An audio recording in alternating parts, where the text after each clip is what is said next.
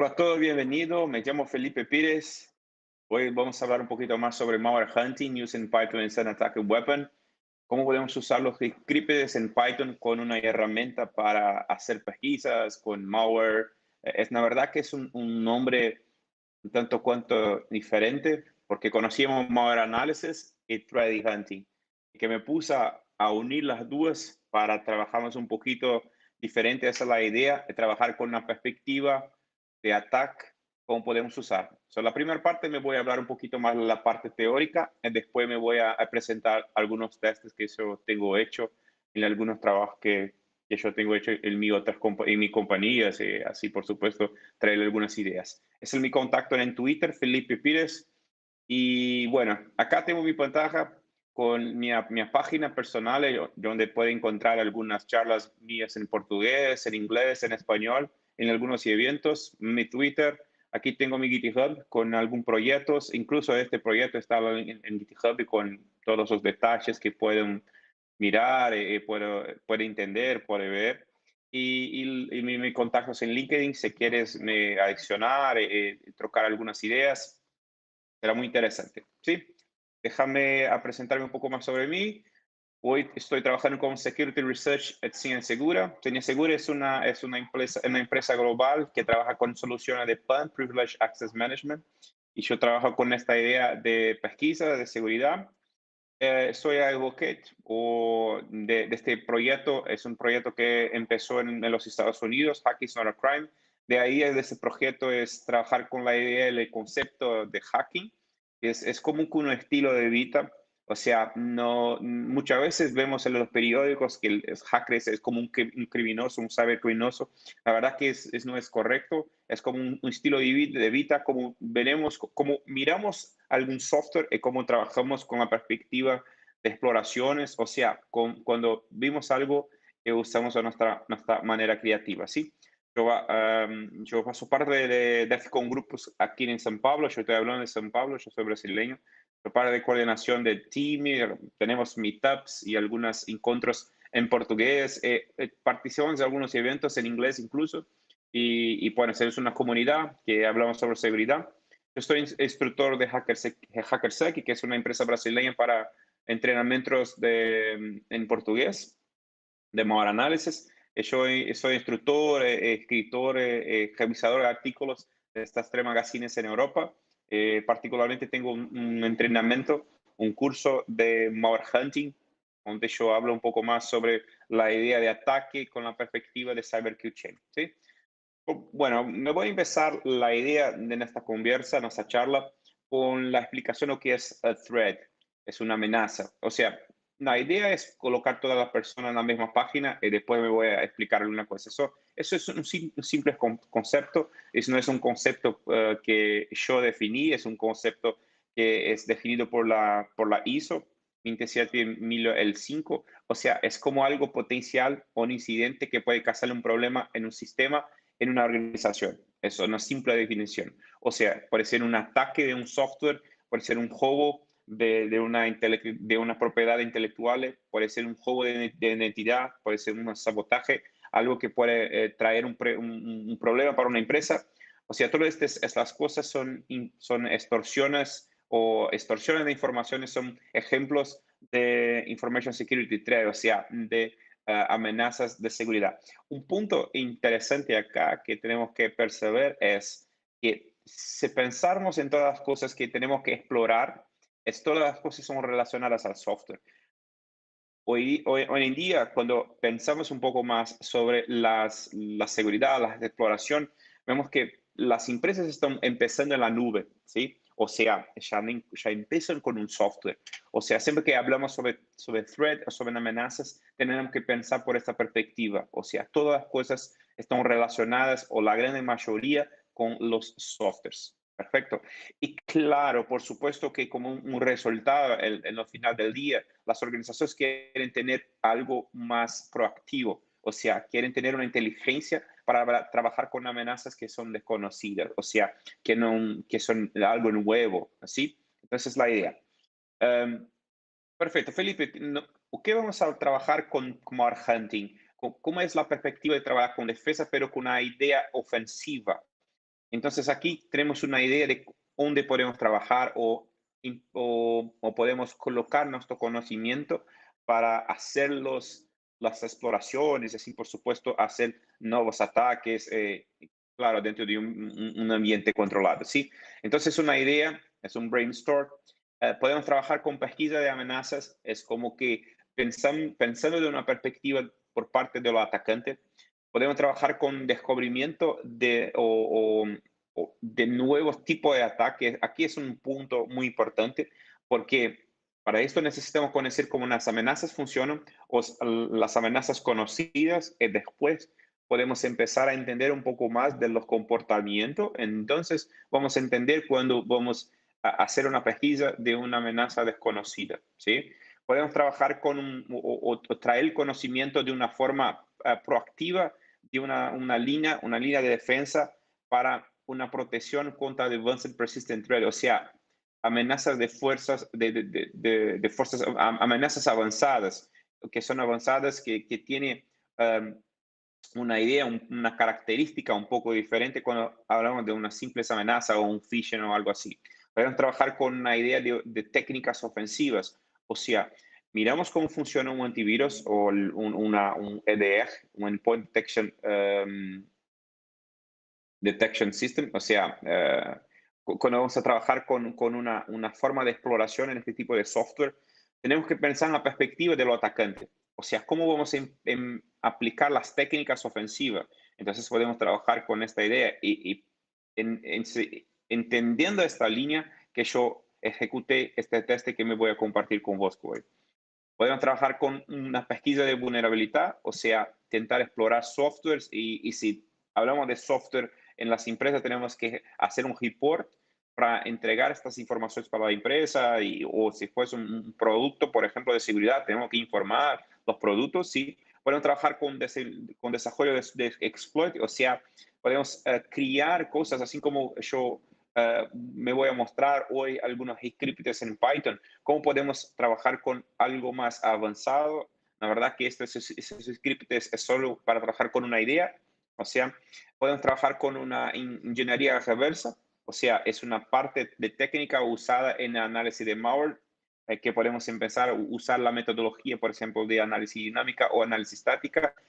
Dentro de esta metodología aplicamos la parte de reverse engineering o ingeniería reversa, cuando vamos a entrar en más detalle de cómo funciona el binario, ¿sí?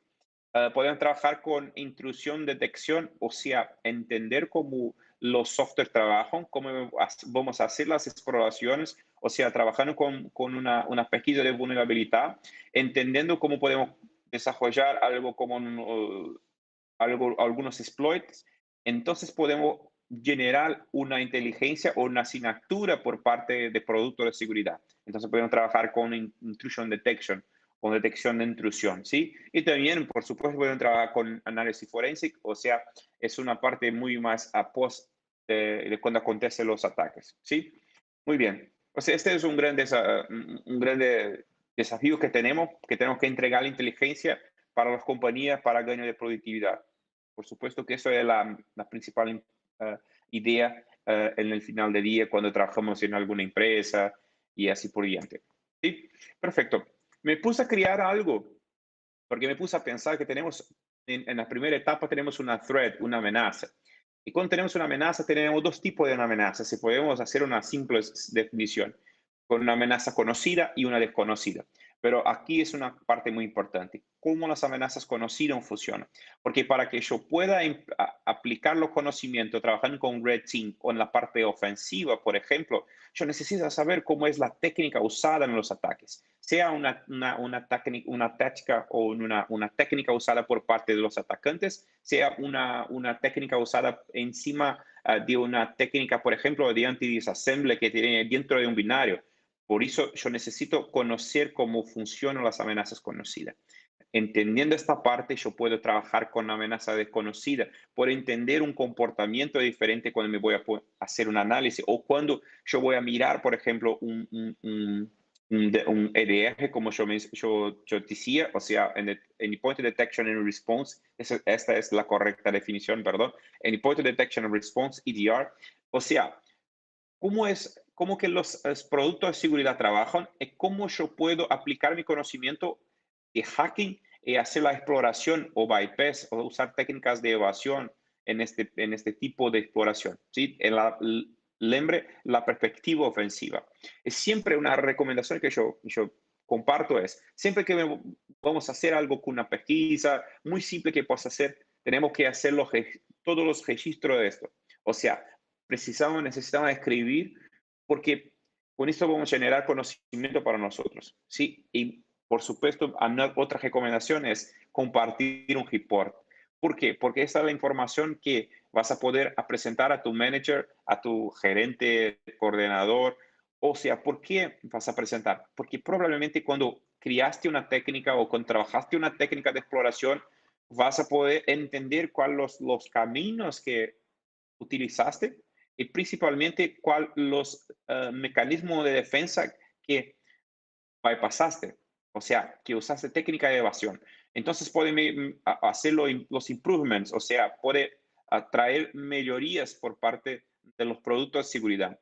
Y muy claro que puede compartir esto con productos de seguridad, como yo hice en mis testes, yo compartí esto con Cyber Reason, con Counter-Strike y con Sophos, que son algunas de compañías que yo practiqué algunos de estos testes. Y por supuesto pueden crear en su empresa algo como una Cyber Threat Intelligence, o sea, un centro de inteligencia contra amenazas, porque se va a saber cuál es el camino de que la amenaza estás usando dentro de su red, puedes crear, es una parte práctica de una Cyber Threat Intelligence. ¿Y por qué es necesario? Porque las amenazas han cambiado siempre, a todo momento.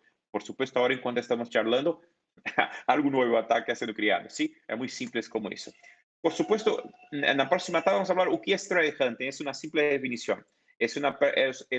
Algo proactivo, una forma proactiva de defensa, pero con una idea, un mindset ofensivo. O sea, cuando yo puedo mirar para algo y trabajar con una idea ofensiva. La verdad que el mercado de trabajo trata threat hunting como algo que tiene que mirar como que los SOCs, como los CIEMs, como los SOARs, o sea, vas a mirar muchas plataformas, muchas herramientas, ¿sí? Y vas a coger muchos logs. La verdad que es muy importante, sí, pero mi idea acá con vosotros es compartir un poco más sobre cómo piensa, cómo es lo mindset por parte del atacante, cómo tú puedes crear algo así y hacer los propios testes. O sea, lembre que threat hunting es un proceso o es una acción proactiva y de interacción por la búsqueda, o sea, por la pesquisa de algo dentro a través de la red para detectar y no solo detectar como isolar advanced persistent o advanced threat, o sea, amenazas avanzadas que tientan una vez más bypassar o evadir los controles de seguridad. Este es un punto importante. O sea, es una acción constante de busca dentro de la red. Y aquí es un punto importante. Puede ser, claro que es muy importante mirar los logs, pero cuanto más avanzado y más profundo vas a los conocimientos de cómo lo binario funciona, puedes entender cómo es la cabeza de lo atacante. O sea, cuando ves, por ejemplo, un scripting PowerShell, puedes entender cuál es la idea que lo atacante creaste. Entonces, mi idea cuando yo digo trabajar con malware hunting, mira que es algo que no es como un análisis más profunda por parte de lo binario, pero es la idea de hunting, de caza, en algo que pasas a entender un poco más cómo piensa lo atacante. Es la idea de hunting.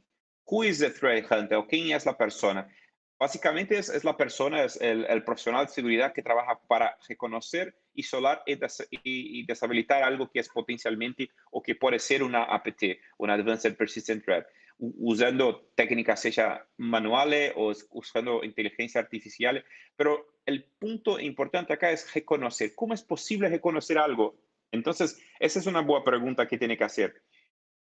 Para reconocer algo, precisa estudiar algo y precisa entender cómo las amenazas conocidas funcionan. Entonces, cuando entiendes cómo las amenazas conocidas funcionan, puede así reconocer.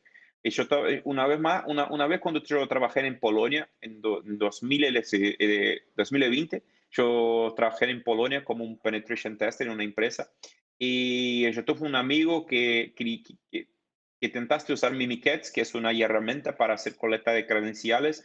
En aquel tiempo, no yo, ese mi amigo intentó ejecutar esta herramienta porque sabía cómo esta herramienta trabajaba, pero tuve un block por parte de un producto de seguridad. Entonces, mira, que mi amigo recompiló la herramienta, lo escribió en una otra forma, pero la misma herramienta, pero él le cambió para otro nombre.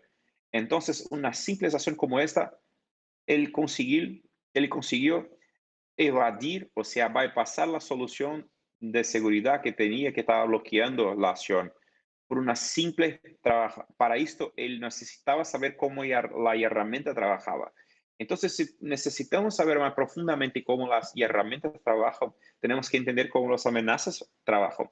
De esta manera podemos usar eso de una manera ofensiva, ¿sí? O sea, es lo profesional que trabaja con eso para buscar posibles amenazas internas e externas o posible, por ejemplo, interno intruder o externo intruder. Aquí es una quiebra de paradigma, vamos a decir así, porque en el pasado hablábamos, la preocupación en las compañías era pensar solo en los externos intruders, personas que están fuera de la empresa. Pero hoy tenemos que mirar lo que acontece dentro, no solo perímetro, pero lo que acontece dentro de la red. Entonces es muy importante, ¿cierto? Aquí algunas técnicas basadas en IOC, muy conocidas porque IOC es indicadores de comprometimiento que conocemos muy bien, que son dominios, que son como IP address, o son como que websites relacionados a algunos phishing, algún websites o parte de escena. Cuando acontece algo, algún incidente, tenemos generalmente en la comunidad de seguridad se pregunta cuando acontece algo, un gran incidente, si ya tiene los IOCs, porque de esta manera pueden hacer la protección, ¿sí? Perfecto. Entonces acá algunos como algunos dominios que son maliciosos, que son usados en los ataques, no solo dominios como IP address, o como que las partes de hash que son importantes.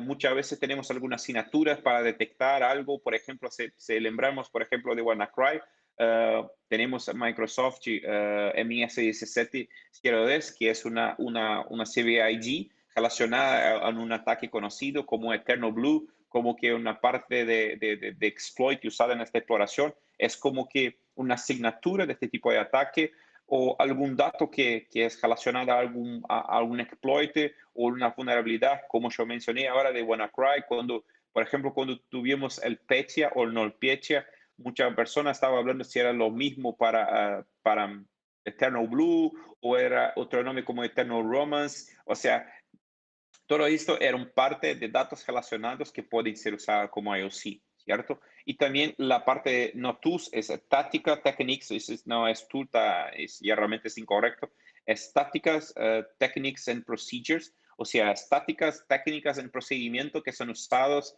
en algo, en algún tipo de exploración, son tipos de indicadores de comprometimiento. Así que tienes una plataforma muy conocida para este tipo de correlaciones de exploración en MISP. Es un proyecto free en open source que puedes usar, puedes testar en tu ambiente. Aquí es una foto de Google Images, o sea, no es de datos de clientes. Es muy importante entender que acá podemos ver muchísimos IOCs y principalmente eventos que son correlacionados. O sea, vimos aquí un website que es particularmente Polonia, okay, .pl es como que Polonia, y aquí abajo vimos un invoice que es relacionado a este ataque, y es un low-key, es un ransomware, o sea, venimos muchas correlaciones de este tipo de ataque. Entonces, entendemos que es threat hunting, que es hunter, y cuál es la idea de entender de este tipo de ataque y cómo son las evidencias basadas en IOCs. Por otro lado, tenemos otras técnicas basadas en EOA, o sea, indicadores de los ataques. Es un poco diferente la perspectiva. O sea, tenemos que entenderlo por qué y cuál es la intención por parte del atacante. Aquí creo yo que es la principal idea que podemos usar cuando realizamos un penetration test, un pen testing, o cuando estamos trabajando con una acción de Red Team en conjunto con Blue Team, por ejemplo, o cuando estamos haciendo algo como un Red Team Operations, cuando estamos haciendo un trabajo más profundo, cuando estás trabajando con un attack simulation, con un adversary simulation, o sea, cuando estamos simulando un tipo de ataque, como es la perspectiva de los atacantes.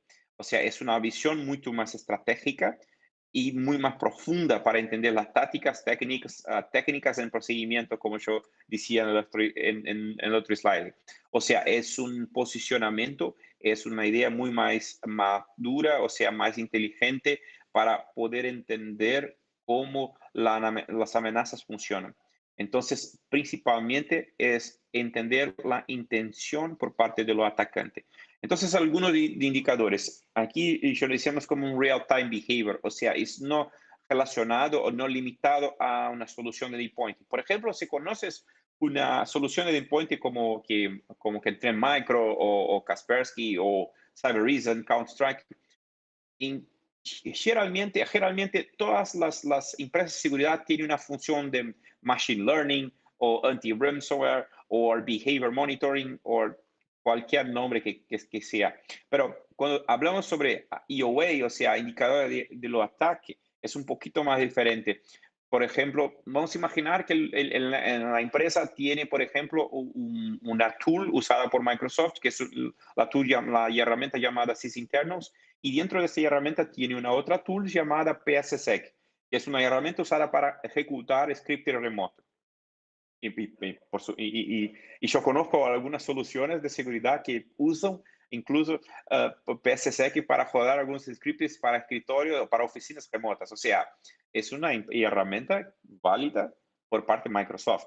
Pero vamos a supor, por ejemplo, que tiene un usuario que está usando esta herramienta, así como que 1 de la mañana. La pregunta es, ¿por qué este usuario está haciendo esta acción 1 de la mañana, siendo que no tiene una GPO, una GPO para ejecutar, no tiene ninguna tarea para hacer en esta hora? ¿Por qué estás haciendo esto? ¿Por qué estás aconteciendo eso? Pero tal vez estás a se preguntar, Felipe, yo vi eso en un log, pero mi solución mi solución de protección de antivirus bloqueó los ataques.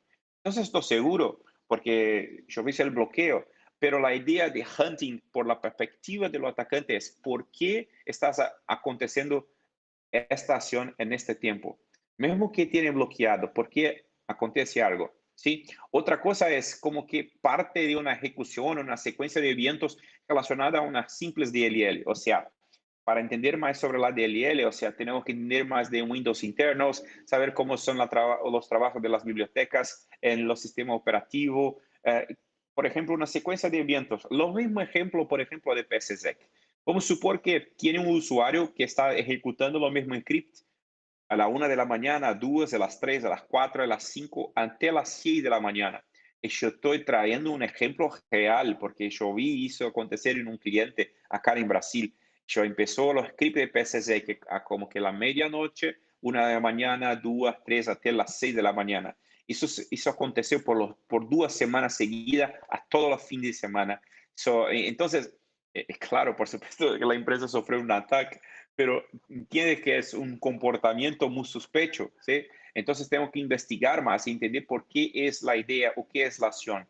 O sea, si ves que si es o lo mismo usuario que estás haciendo esta acción, entonces es mucho más relacionado a lo tipo de ataque que acontece. Y una vez más, las TTPs, Tácticas, Techniques and Procedures, o sea, tácticas, técnicas en procedimientos que son relacionadas a algún tipo de dato, algún tipo de malware usado en algún ataque.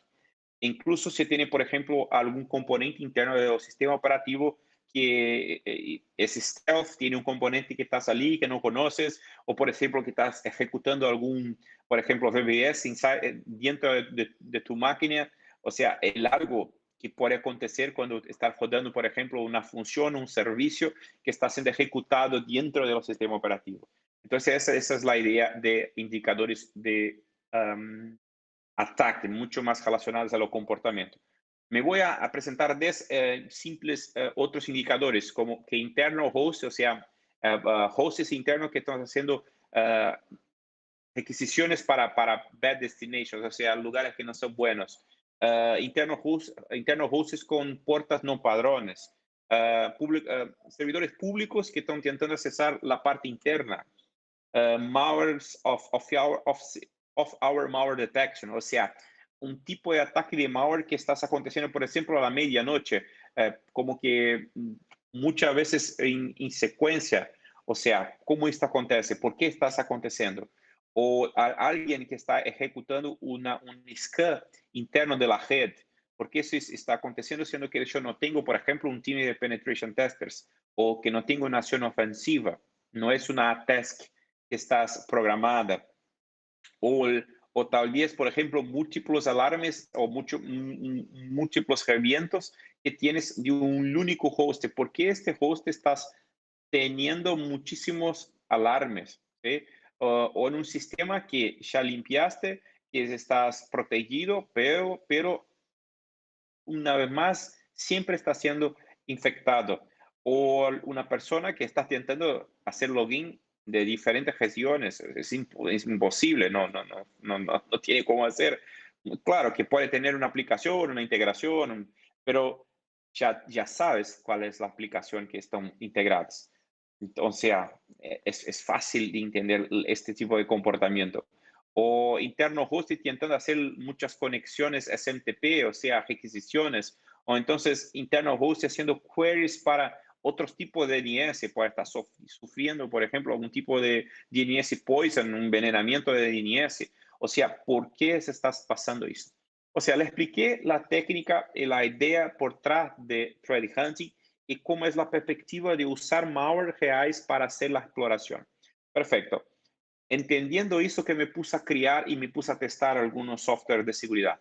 Porque cuando empezamos una POC, una Proof of Concept, una prueba de concepto, generalmente conseguimos probar que este producto de seguridad atiende a algunos requisitos que tenemos. Pero ¿cómo podemos probar que de fato la solución es segura cuando me voy a sufrir un ataque? Es que tengo que torcer para recibir un ataque, para sufrir un ataque. Entonces, esa es lo punto importante. O sea, esa es la idea de código, ¿sí? Entonces, cualquiera el propósito de este test. Entonces, yo creé algunos, no creé, yo coleté algunos Pythons, scripts en Python para ejecutar algunos testes de eficiencia y detección, trabajando con malwares reales, para poder explorar la víctima que yo tenía en mi ambiente controlado, ¿sí? Para entender la eficiencia das soluciones de seguridad que yo estaba testando, ¿sí? Esta era la idea. Y muy claro, yo iba a bajar algunos de este malware, ejecutar esto en un ambiente controlado y entender cuál es el comportamiento, por ejemplo, de las asignaturas, de machine learning, como yo le dice que la mayoría de los sensores de seguridad trabajan.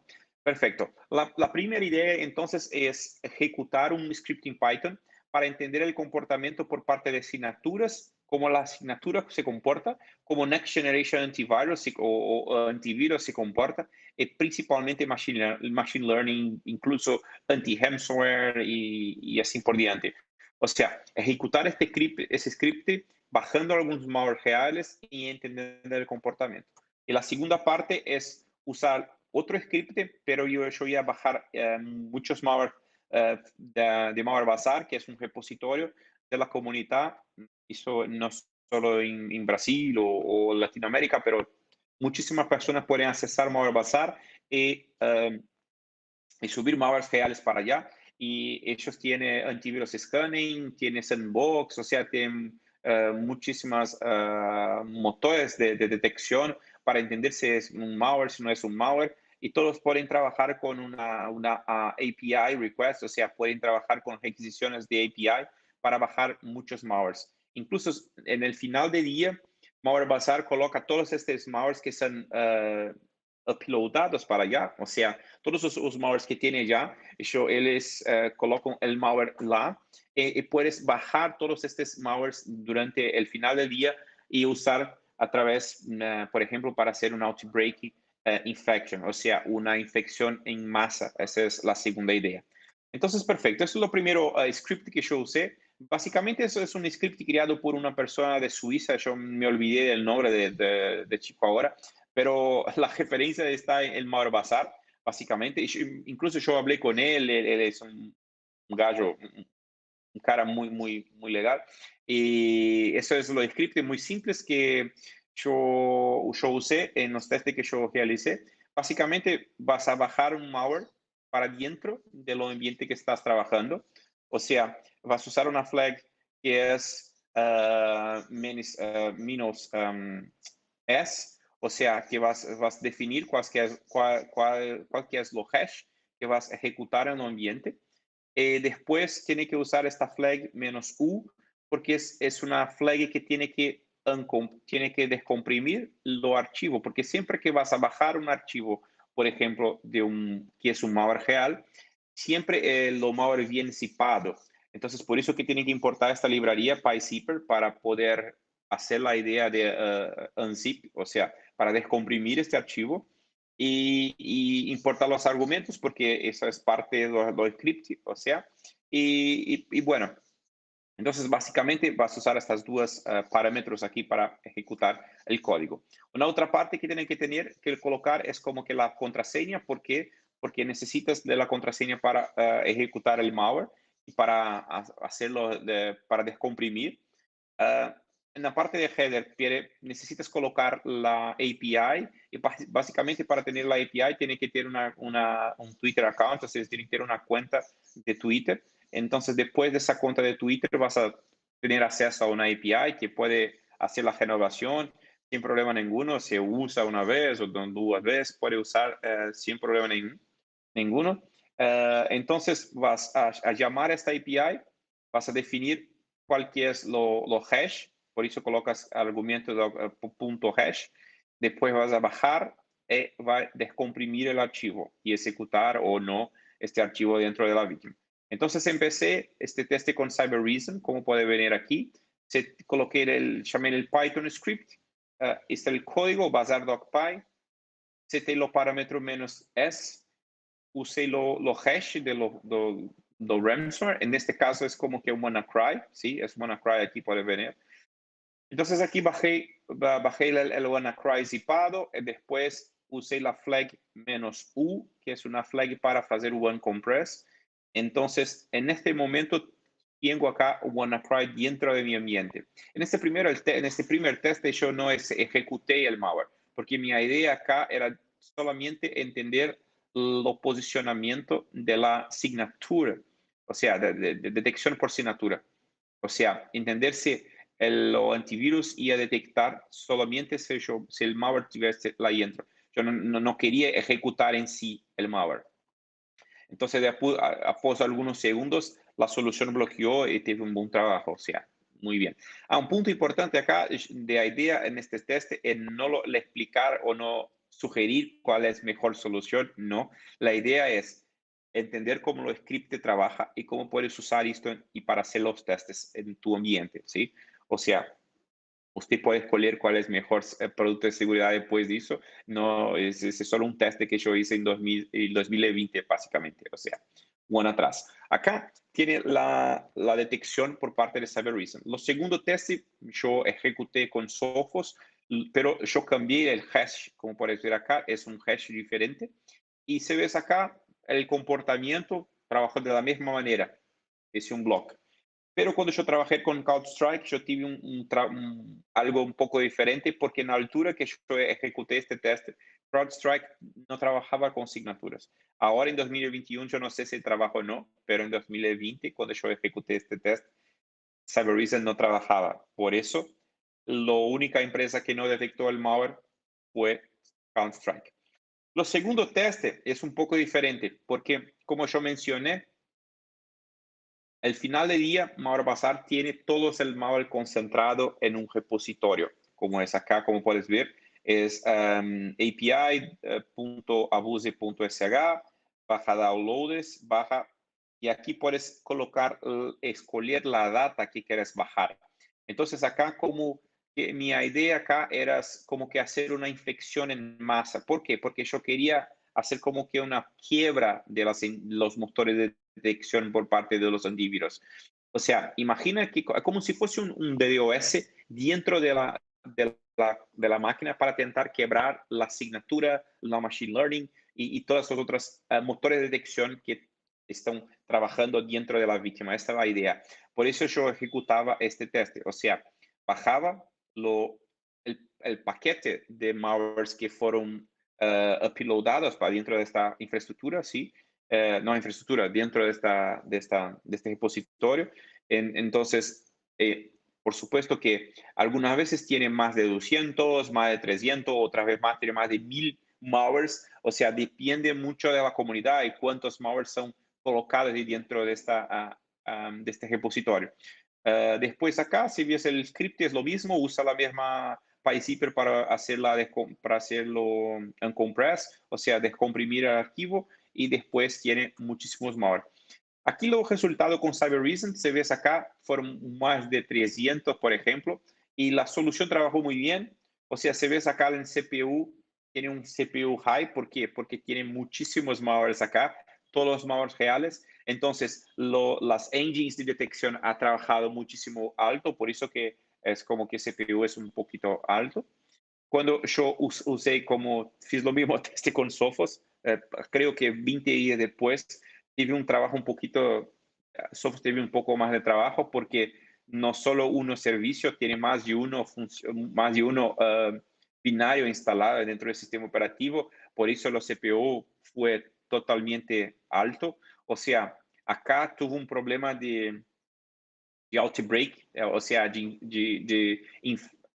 no sé cómo dice en español, pero es como que con una infección en masa, la motor de detección paró un poco de trabajar en este tiempo cuando yo ejecuté este test. Obviamente, yo compartí todos estos testes con Cybereason, con Sophos, con CrowdStrike. Tuvo algunas conversas con este producto de seguridad. Algunos tuvo buenas conversas, otras no tuve buena conversa, pero acontece. Pero todo fue reportado. Y bueno, para finalizar, yo usé un otro script en Python, un simple script en Python para abrir un socket, para hacer un reverse shell en CounterStrike. En este caso acá, cuando ejecuté este trabajo, la idea es que CounterStrike siempre trabaja con ejecución en real time. O sea, mi expectativa cuando yo ejecuté este test es que CounterStrike detectase, porque era un simple Python código, un script en Python que está siendo ejecutado y debería ser detectado. Pero cuando yo ejecuté, me voy a explicar acá, primero yo habilité todas las configuraciones de seguridad, déjame pasar un poquito más al frente acá, aquí. Puedes ver que todos están como que en aggressive mode, o sea, es como un modo loco, ¿sí? Y algunas otras coloqué como extra aggressive, o sea, para Cloud Machine Learning, Sensor Machine Learning. Se ves acá, tiene otro para Malware Detection, Next Generation Antivirus. O sea, me puse a colocar primero las best practices, o sea, las mejores prácticas por parte de CounterStrike. Y la segunda idea fue colocar en modo extra aggressive, porque mi idea es como que yo tengo que hacer un block. Y después que apliqué las configuraciones, se ves acá, estás todo funcionando bien, trabajando bien los sistemas, los servicios, la máquina está protegida. Y en la segunda parte es hacer la ejecución de lo script para hacer un reverse shell. Es muy simple. Yo usé un Netsketch para abrir una puerta 1717 para recibir la comunicación.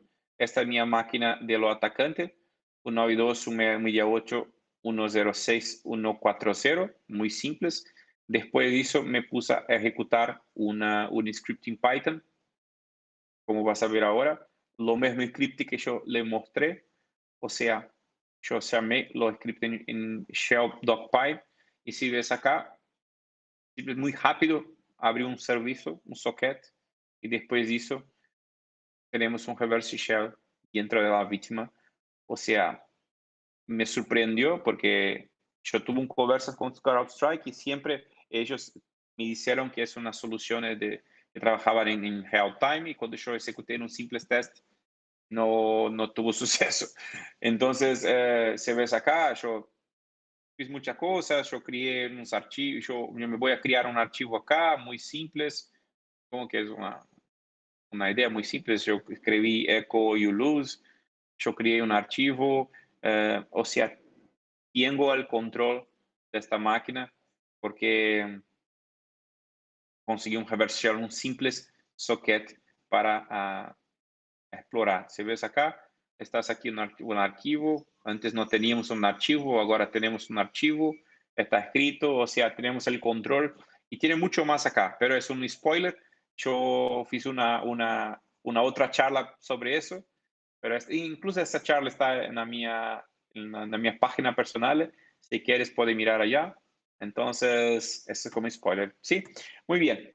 Así termino mi presentación, mi charla. Si tiene alguna duda que puedo responder, sí, muchísimas gracias al equipo por esta oportunidad. Y si tienen algo, estoy aquí a disposición para hablar.